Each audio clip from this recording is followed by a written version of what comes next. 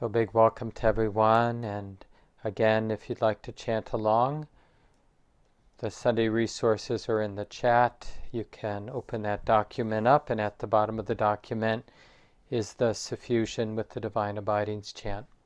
So let's do that together now to begin our time.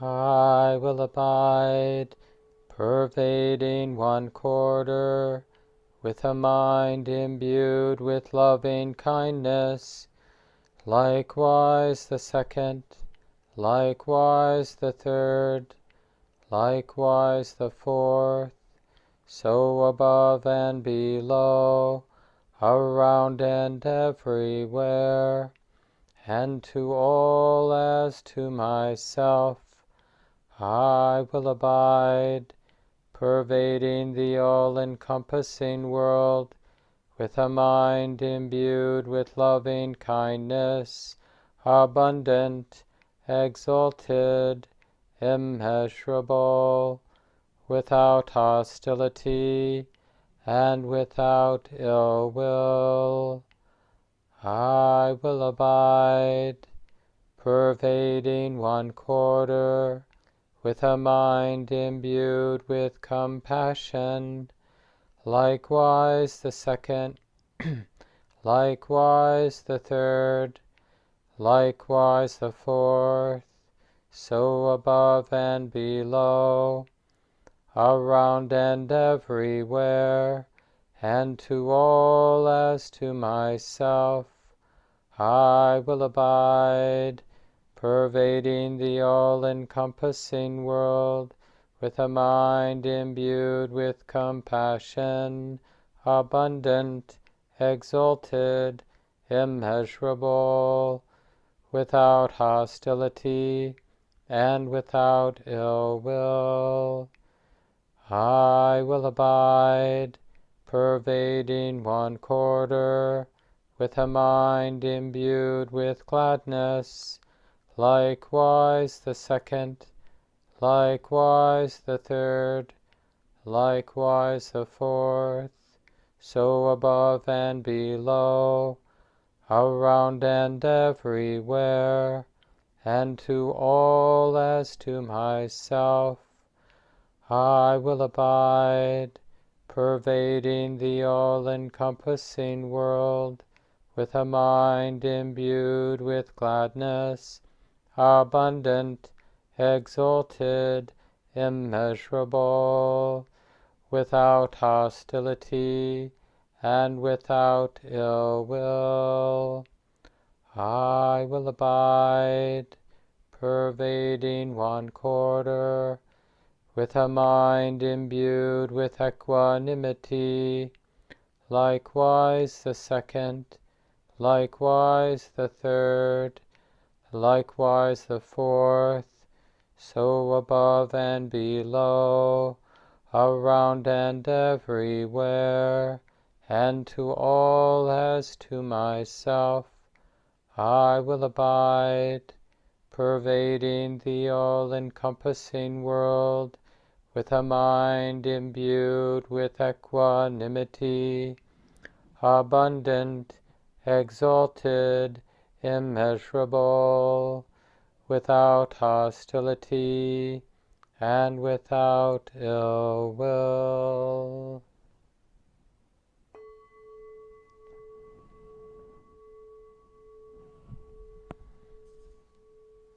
So take a moment, adjust. I notice a few of you have your hands up. Is there something that needs to be mentioned? Good, so we'll settle in for the meditation time then.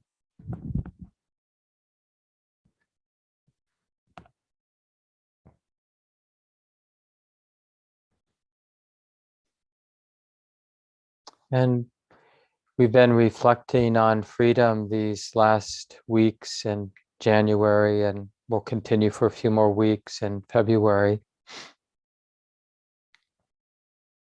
And so the first place to explore the possibility of freedom right now is embracing the form of meditation, right? Sitting in a relatively upright, relatively relaxed manner. We happily take up the form of meditation,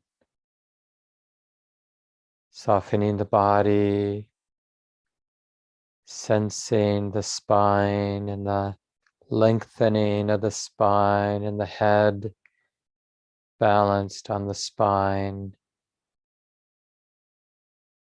hands relaxed, the eyes, the brow, the jaw all relaxed, softening the throat, the shoulders, and we happily take up this form of sitting relatively still.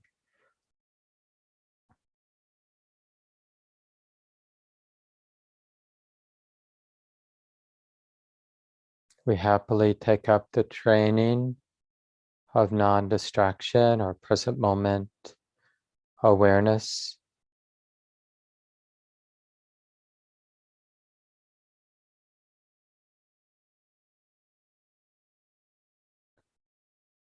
And even using a meditation anchor. Many of us use this training anchor of the body, the sensations of the sitting body here and now. Others use the more specific anchor of the sensations of breathing in, the sensations of breathing out.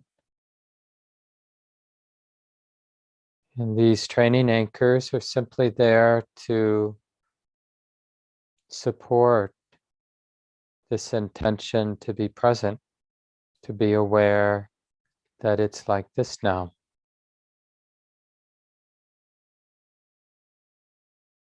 So see if there can be some real freedom embracing this basic form of Buddhist awareness practice or mindfulness practice.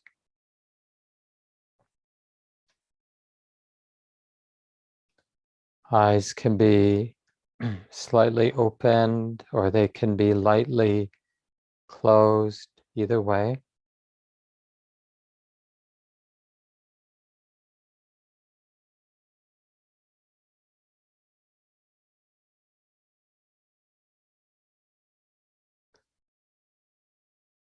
Connecting and sustaining this present moment awareness using a specific anchor for the attention or using a more open attention practice where whatever experience is predominant in any given moment, that can be the object of awareness. But either way, regardless of which technique the mind prefers, there's this deep valuing of present moment awareness, which is this simple recognition that this experience is being known here and now. So it's this reflective knowing. The mind knows what is being known. It knows there's knowing.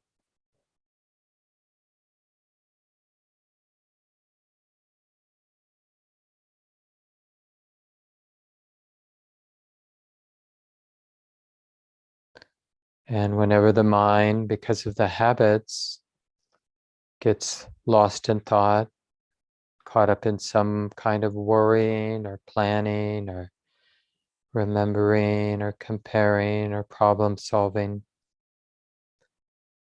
Of course, when the mind is lost in thought, there's really no way to practice. But as soon as the mind recognizes having been lost in thought, then that's the moment the practice returns. and have a friendly relationship to having been distracted. No need to get tight or frustrated. It's as if wisdom understands, oh yeah, being distracted, it happens sometimes. When causes and conditions are the way they are, then the mind, in a sense, takes the bait, gets lost in thought. And then it feels like this, looks like this. So we're not encouraging distraction, but we are normalizing and getting interested in those moments when awareness returns. What's the underlying feeling? What's left over from having been distracted? Is it safe to open and relax and allow?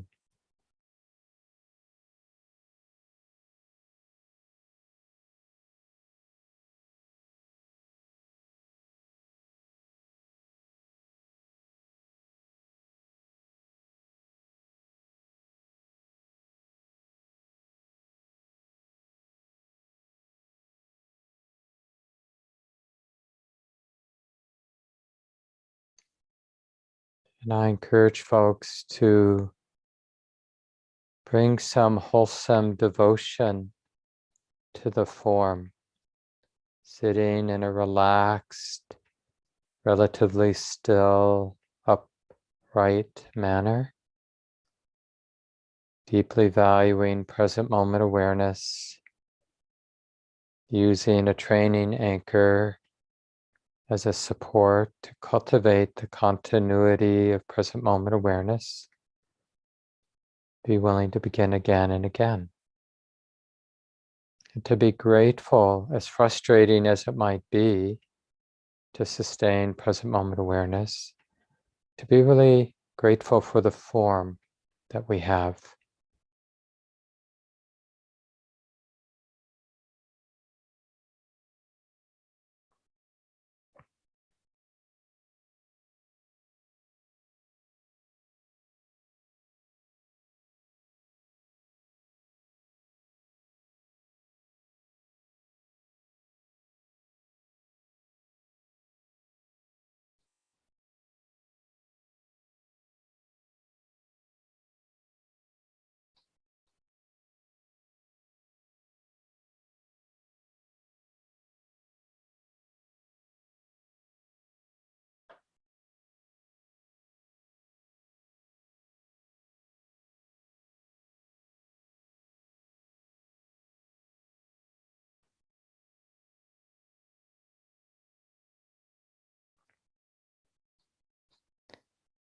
And of course, we're going to notice many impulses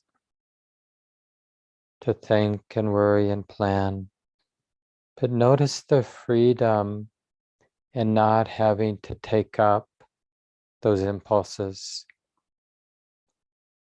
but instead just to be with the body, to be with the breath in the body, to continue to value this present moment awareness. This experience is being known here and now. It's like this, feels like this.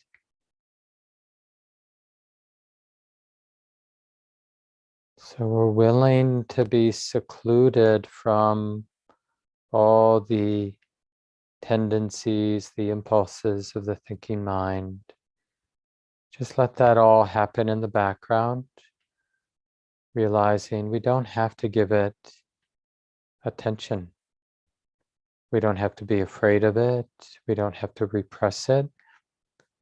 But we also don't have to follow those impulses or get identified.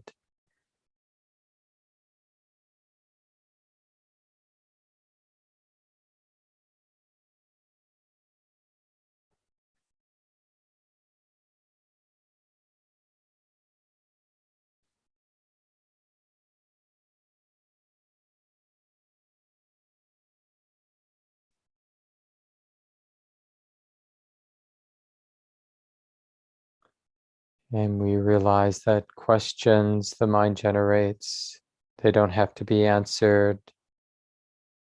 Don't have to have opinions about this or that. can really allow everything to be unresolved and undefined. This is real freedom. See if you can sense that as you learn to value the simplicity of simply being aware of what's coming and going. And let's continue now in silence.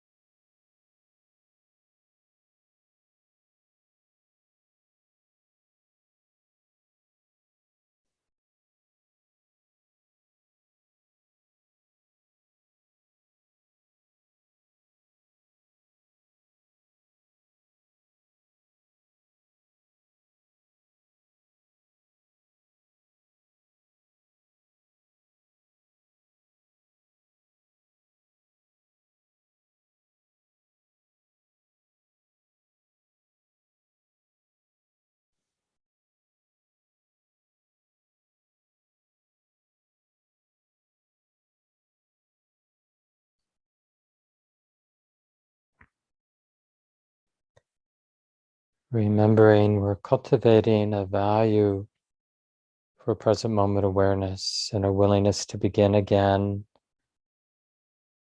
and to be clarifying in terms of our actual experience what it is to be present, what it is to sustain present moment awareness with an anchor or with what's predominant in the moment.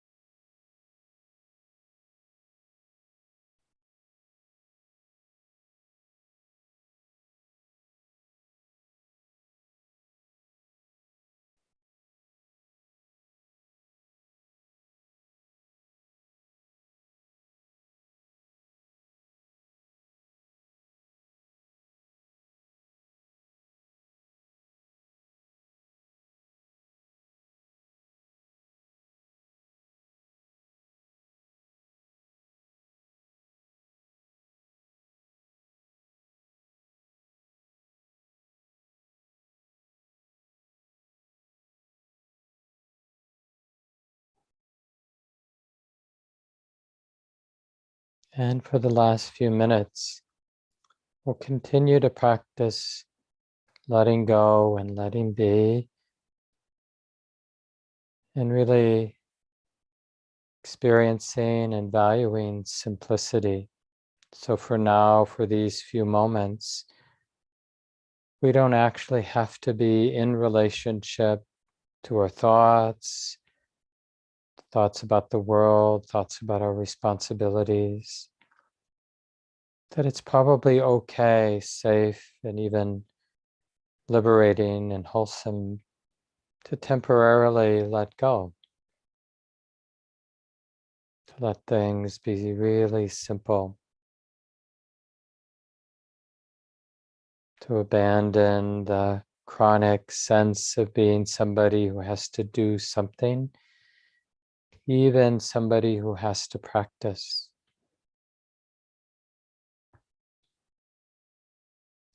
What's it like to put everything down, to allow things to be?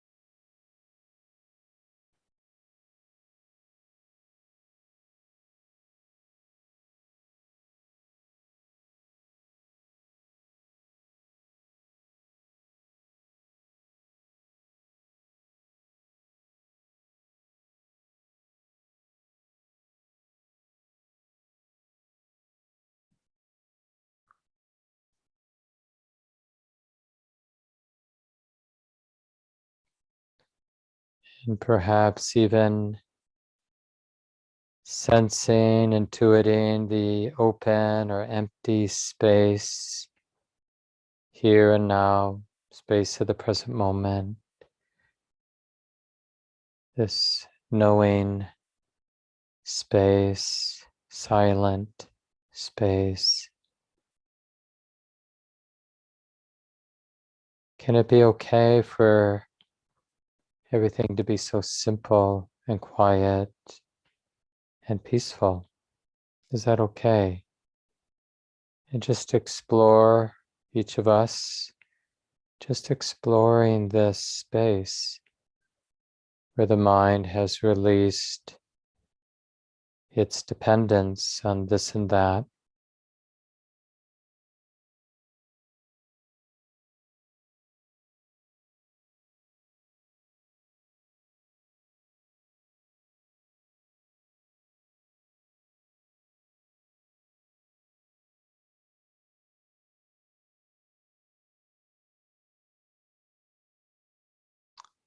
nothing to do, no one to be or become.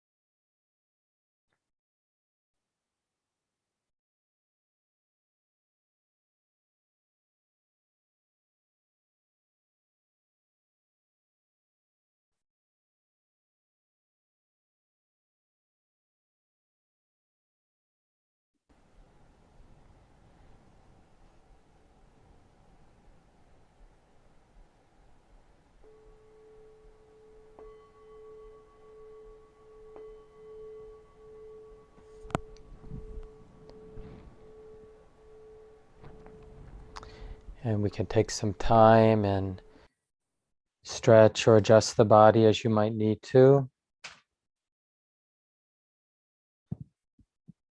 Again, really nice to be here with everyone. If you're new here, my name's Mark Nunberg. I'm one of the guiding teachers at Common Ground Meditation Center. And yeah, just great to be here, and big welcome to anybody who's here for the first time. And as I mentioned near the beginning, if you haven't been coming, we've been looking at the experience of freedom, just generally as human beings. How do we bump into that experience of freedom? What do we know about it? But in particular, for folks who have been studying and following, practicing these Buddhist teachings, what is the experience of freedom? What do we mean by spiritual freedom? And it's really important to, have an ongoing interest. It really helps to guide our practice. So I want to talk today, maybe about freedom from more gross experience to more refined, subtle experience, and just think about freedom along that spectrum from gross to more refined, more subtle. And one of the, in our relational world, which is the world we mostly know, the Buddhist teachings do point to what could be called a non-relational experience, that empty space that can be met or intuited, experienced in practice, in meditation in particular.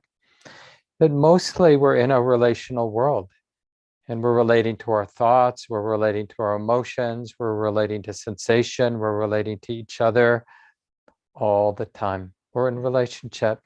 And of course, the Buddhist teachings has a lot to say about this world.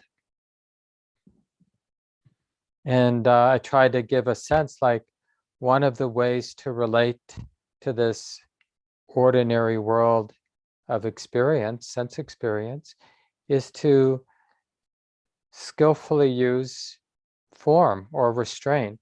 We adopt, we embrace a practice, right? And even like putting that on us, like, oh, I should be present.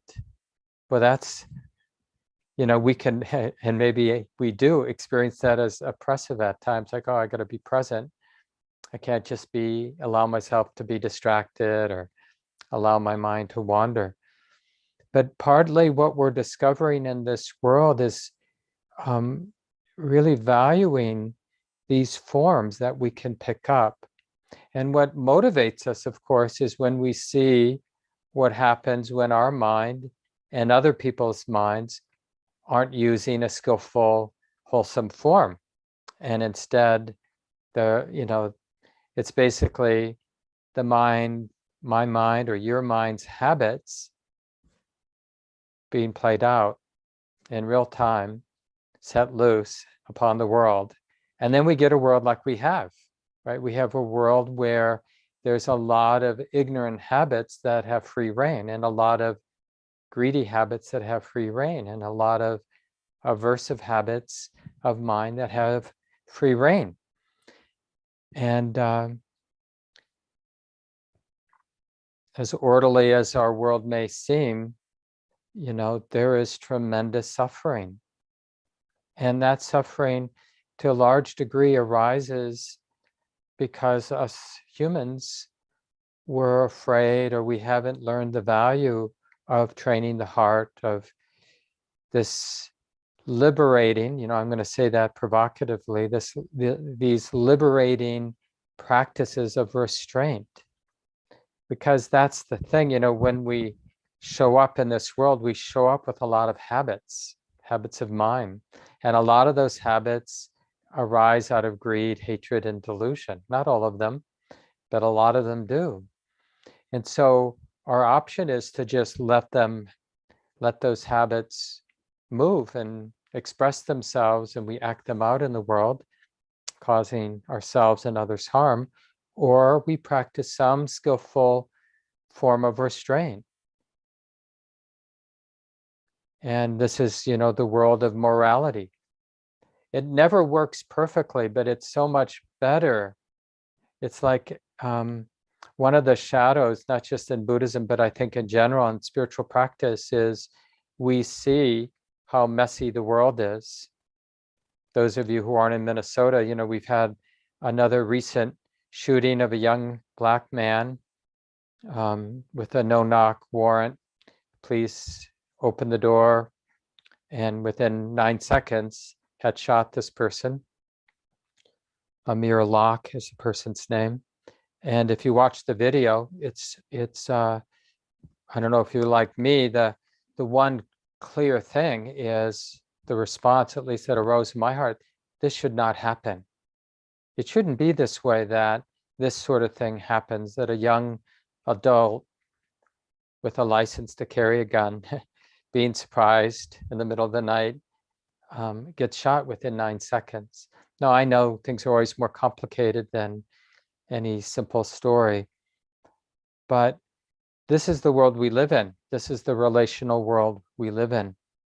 And there are so many other examples of this. This is just the most recent, poignant, painful example of the injustice and the not being able to count on wise restraint, wise consideration about how can we take care of everyone.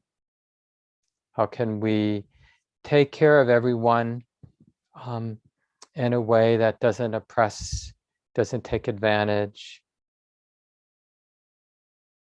And it doesn't really work to say, wait a minute, that's just too complicated. How are we ever going to figure that out? And to kind of give ourselves a pass. But it also isn't quite right to think that we're going to get it right either, and to be arrogantly certain that we know the way it should be.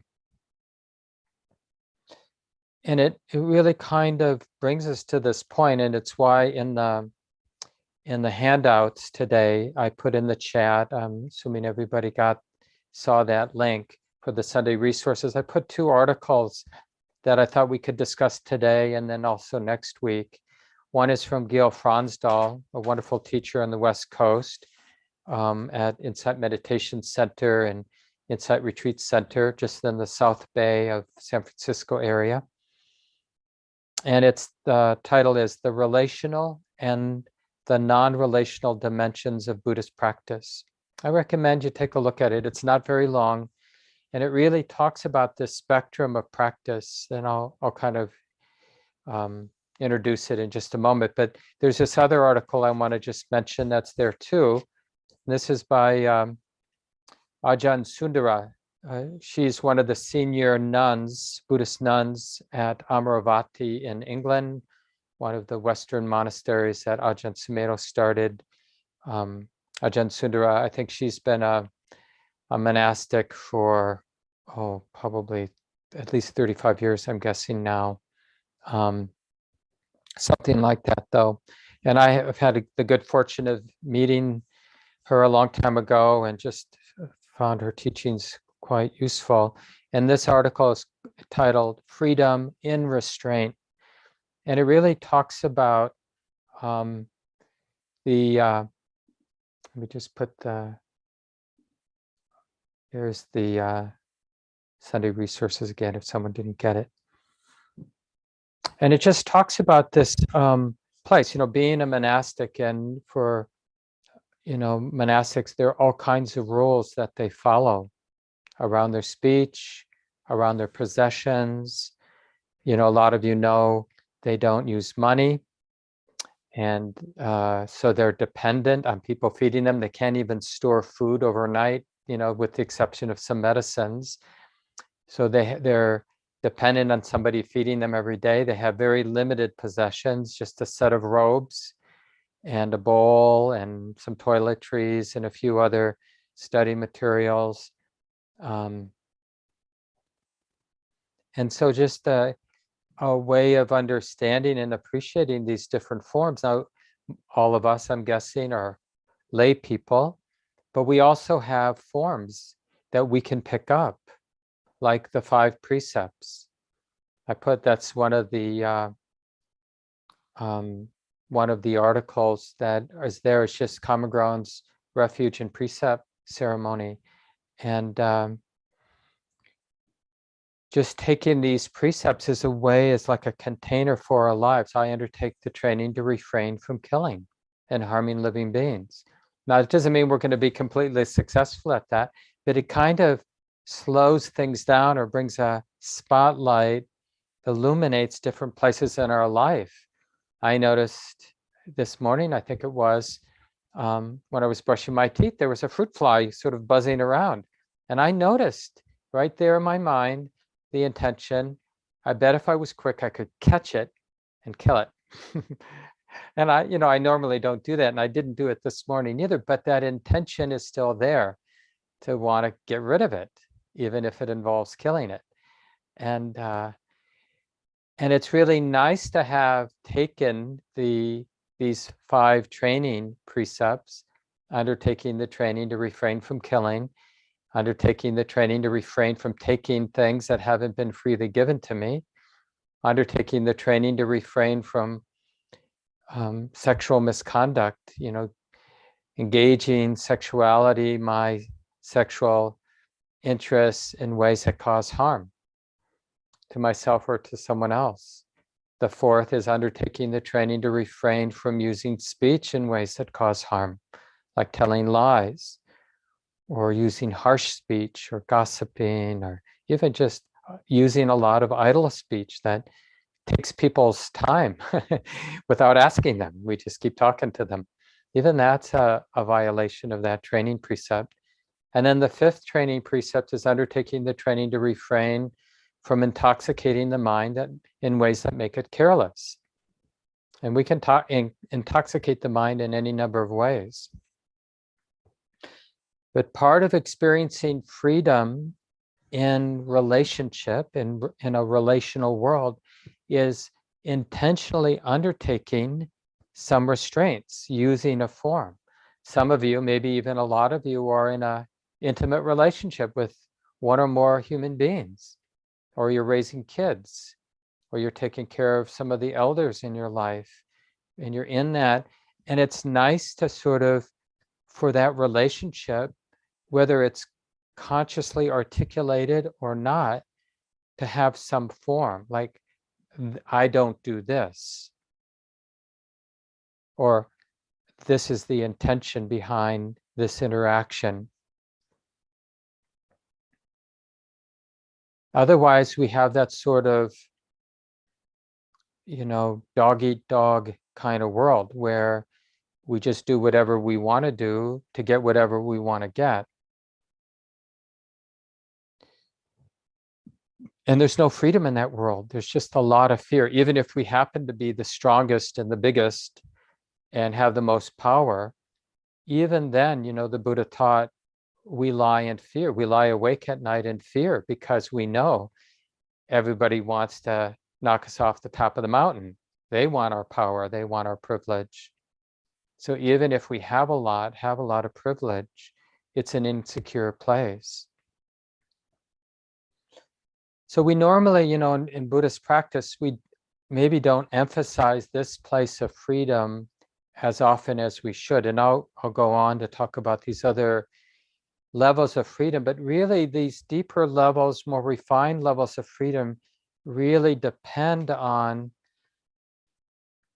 participating in this grosser aspect of life, this more ordinary level of sense experience and relationship with a lot of wisdom and a lot of sensitivity.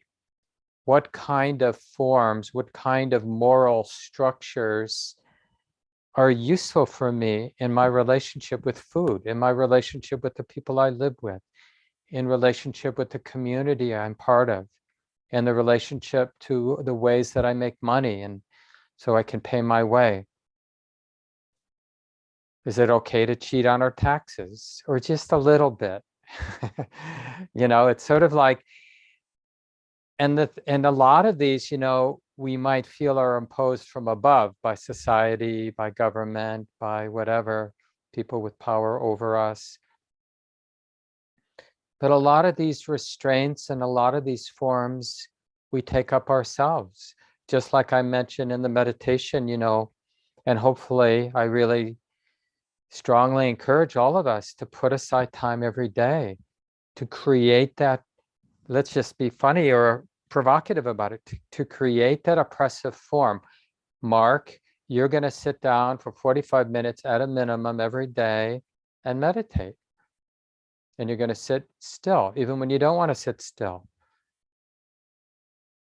And you're going to acknowledge that it's like this, even when you don't want to acknowledge that it's like this, right? It's sort of that age-old, we take the medicine because we know the medicine's good for us. We brush our teeth, we get up in time to make it to work. We have all kinds of forms. And the question is, have we realized how essential form, structure, restraint is in life? So that we're not just doing it unconsciously or grudgingly, but we're kind of really enlivened by it. Okay, what sort of forms, what sort of restraint, what sort of structures actually will be causes for happiness and freedom in my life, in my relationships? And how can I go about articulating these to myself, navigating this territory with others, so that we can live harmoniously? And it's true, it's true in all sorts of fields. People who have workshops, where they build stuff. There's some order, there's some structure, there's some safety rules that they probably follow. People who are crafts people or artists, or writers. There's some structure, there's some rules that are followed. And these precepts are a really wonderful way to start. And I just want to add, there's 3 additional precepts that are used, especially like when lay people go to a Buddhist monastery. But really, you can work with these 3 additional precepts. So it's called the 8 Precepts. The first 5 I mentioned, undertaking the training to refrain from killing and harming, undertaking the training to refrain from taking what hasn't been given. And that's just such an interesting reflection, like, well, what is actually given to me and what is there for me to take? And then around sexuality, and then around speech, and then around the use of intoxicants. And then the precepts 6, 7, and 8, the 6th precept is undertaking the training to refrain from eating at inappropriate times. And the way that to use that in our lay life, when you'd go to a monastery, it would mean that, the nuns and the monks, they don't eat past midday, with a few exceptions, that it might be allowable. But basically no substantial food after midday. So that's the specific training when you're at a monastery, or when you are on retreat and you decide to use that 6th precept. But a more general way is undertaking the training not to use food as entertainment.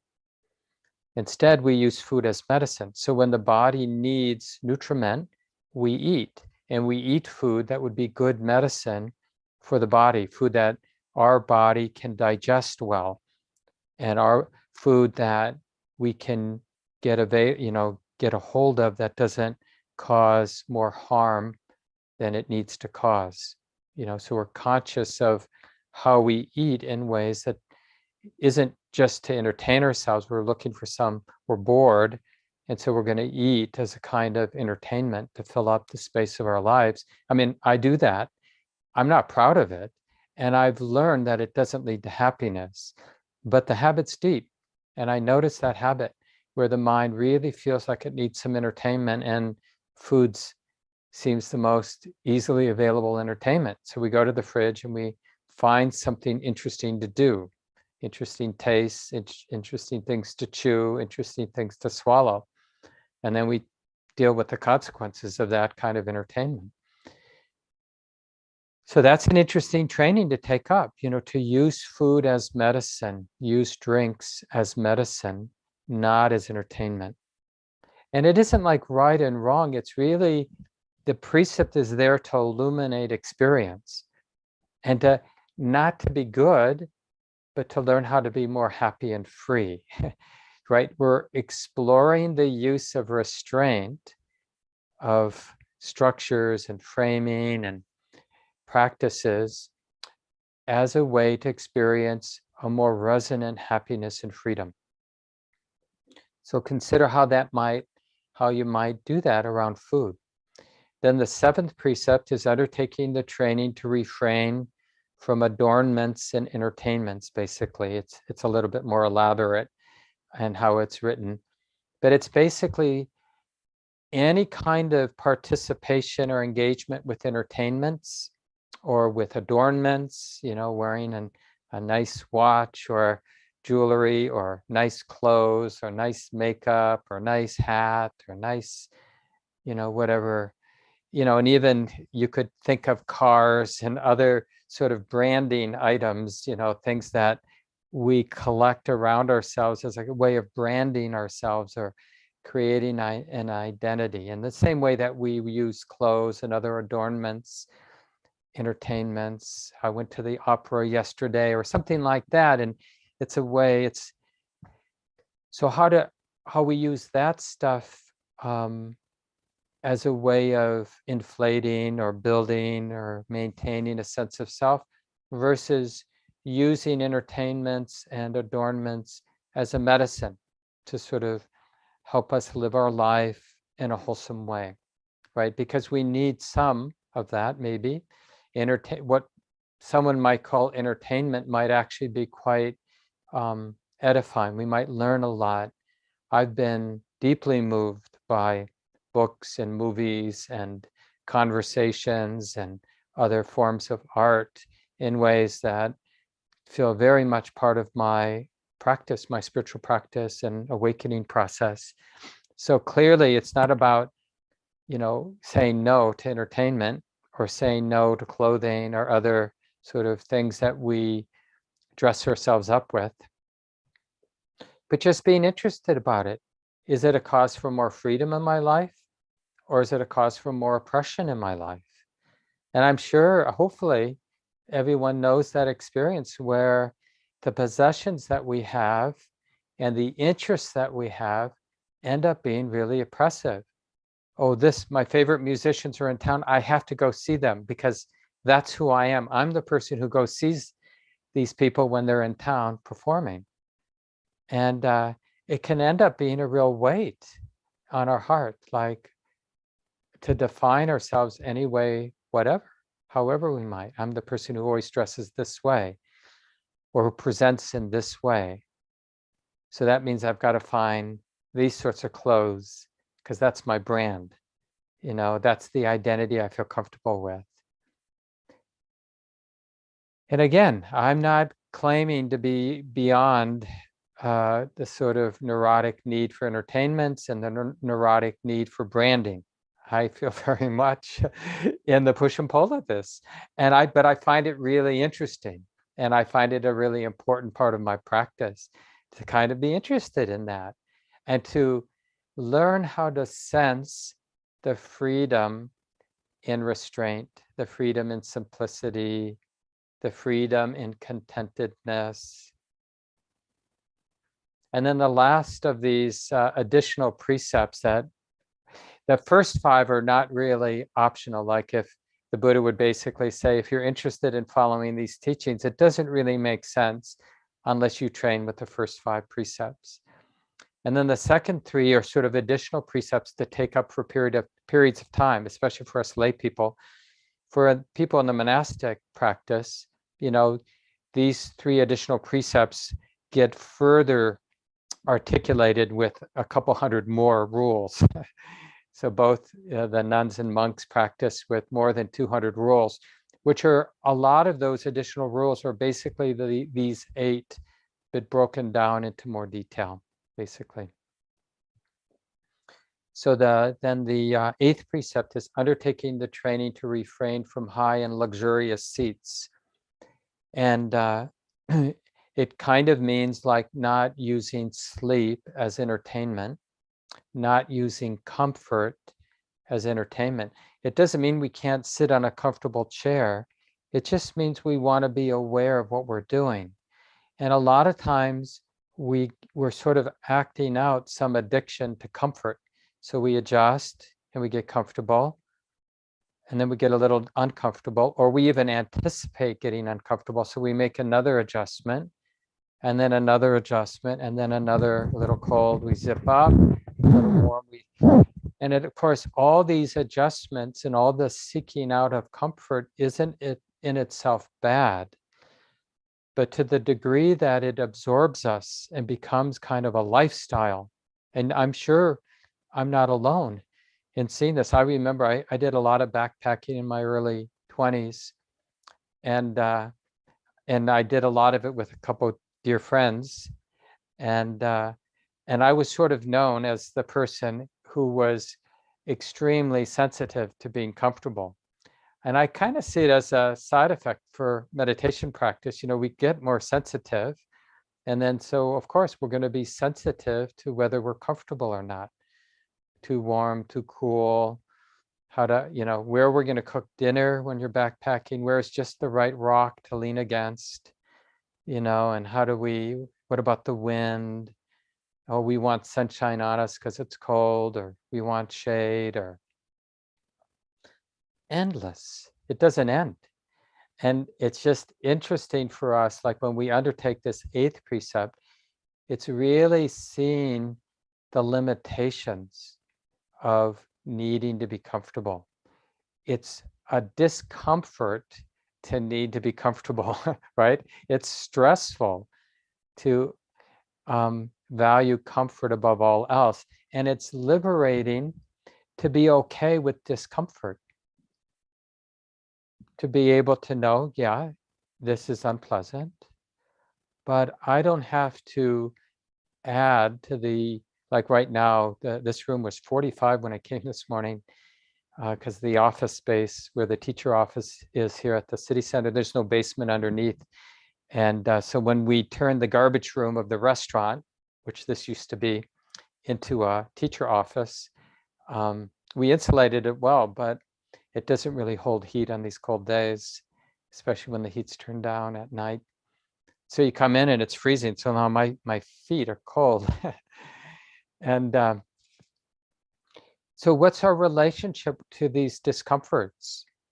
Because I could really whip up some sort of heavy drama.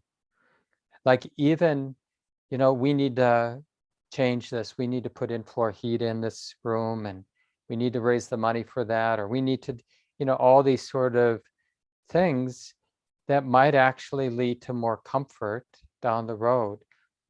But how often do we honestly assess the dis-ease, the agitation of being discontent and needing to fix? Now, I'm not saying we don't fix things, we don't make things better. Clearly, some things need to be addressed. But there's a lot of busyness of that actually is more stressful than any benefit that's going to arrive from it. And I'll just give, one example I've given before is just needing chocolate. Not so much these days, but in the past, it was sort of like how I would work hard to justify going out and getting something sweet. And it was so much work for the pleasure that would be gotten.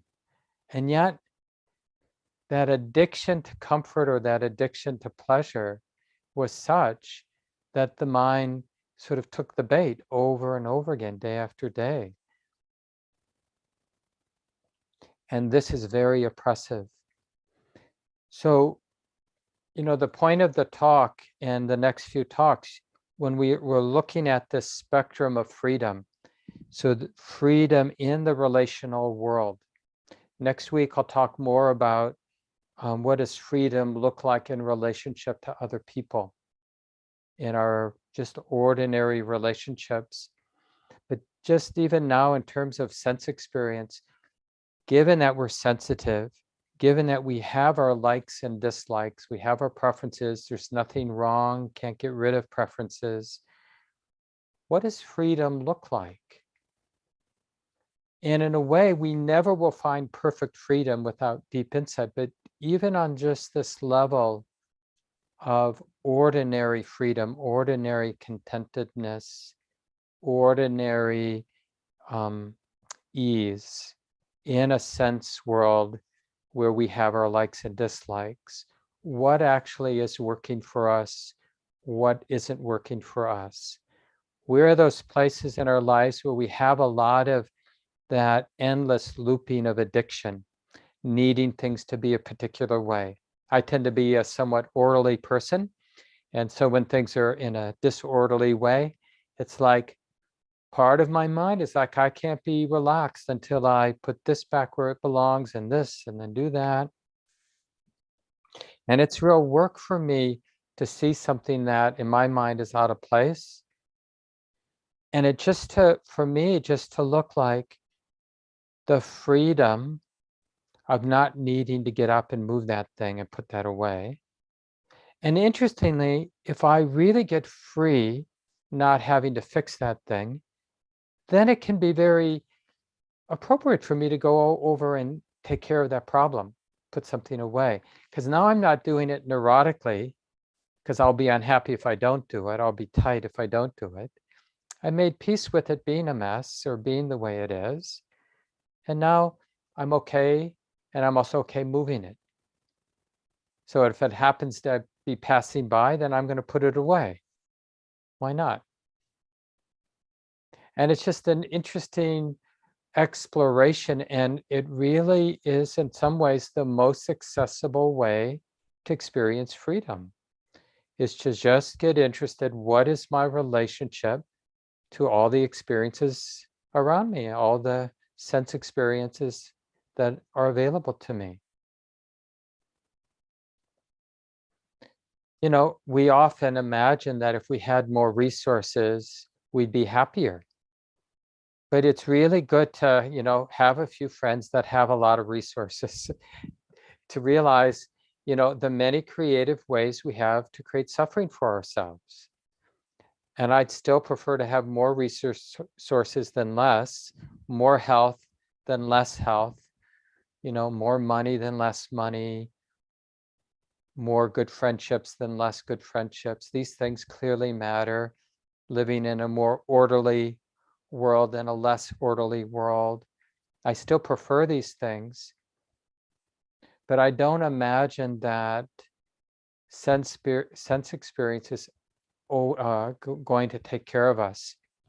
And one of the things you'll see reading Ajahn Sundara's article on the freedom in restraint is that what really leads to freedom in the end is going beyond that skill in restraint. It's an essential skill to have, but it isn't the end of the spiritual practice.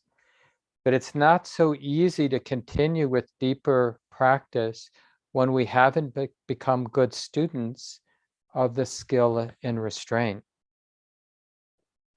So again, you might just reflect, like with the 5 precepts and then those 3 additional precepts, like one training you might take up this week, because it's in the handout. It's the title is like Common Grounds, Refuge and Precept Ceremony. But you'll just get a rendition of those 5 precepts and the 3 additional precepts. And you might just find a time every day to read through them. And when you look through them, instead of thinking of it as some oppressive thing you're putting on yourself, you got to be good, God will punish you if you're bad or whatever. It's more like this curious investigation of freedom. How might I be able to bring more freedom into my life if I take up this training of not killing and not harming? How might I bring in more freedom in my life, being more reflective about not taking what hasn't been given to me? Being really careful about stealing, even in the most subtle ways. What might I be taking that I shouldn't take?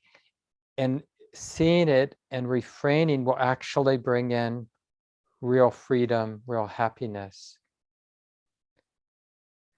One of the freedoms the Buddha talks about, it's the bliss of blamelessness.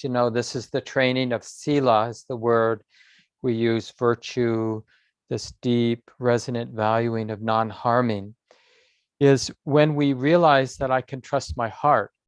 Like, I'm going to go into this meeting, or I'm going to go home, or I'm going to go protest the sort of problems with our policing in our city.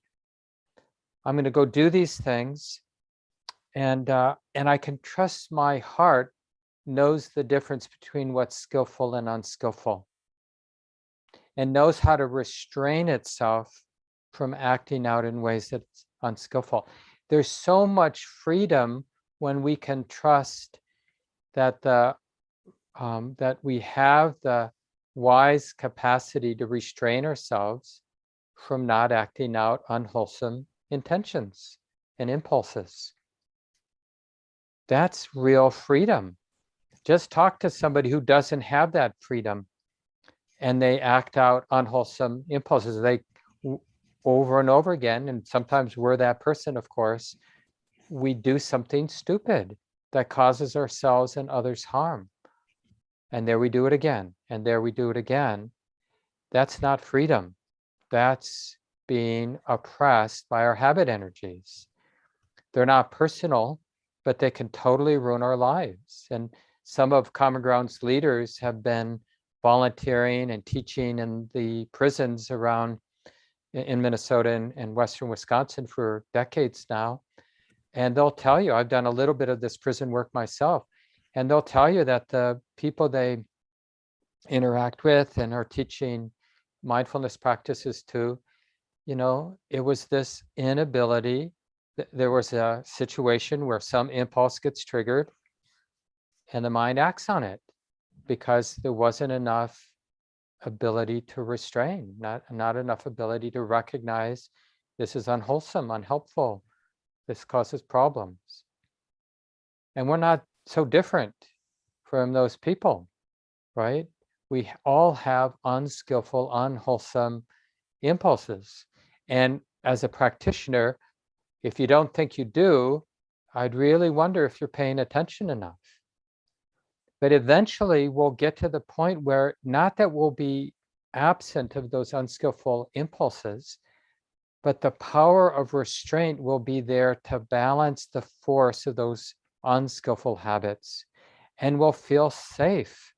There will be the freedom of safety, like, to some degree at least, I can trust myself not to do something really stupid. And that's not nothing. Just in the great scheme of looking for happiness as a human being, having a heart that we can trust, no matter what conditions. Like, so even when somebody does something really stupid on the highway, we can trust that the anger that might get triggered won't lead to us doing something stupid. I've had people do amazing things to me on the highway. I mean, I just could not believe it. because something I did or something they imagine I did made them angry. And it just breaks my heart.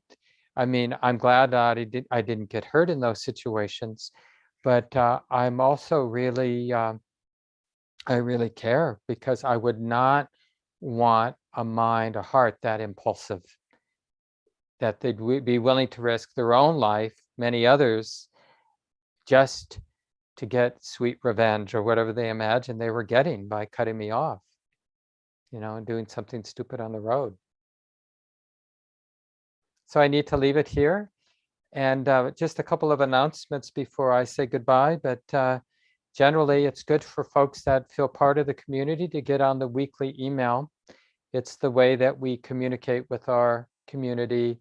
We're pretty disciplined. We have learned restraint, and we only send one email out a week with updates and other news in the community. It's just a nice way to feel part of the community, to at least roll your eyes through that every week. There's a half-day retreat this coming Saturday that I'll lead. Shelley Graff will lead the day-long retreat at the end of the month on the 26th. Join in for those. Many other things coming up, so check the online calendar. And Nancy, are you here today to lead the small groups? I don't know if Nancy's here, but I'm here, Mark. This is Shannon. Great, Shannon. Oh, there you are. Okay. I'm going to make Shannon host and invite folks to stay along. You can discuss the power of restraint in your own life and how you've benefited from that and where you'd like to bring that. And I'll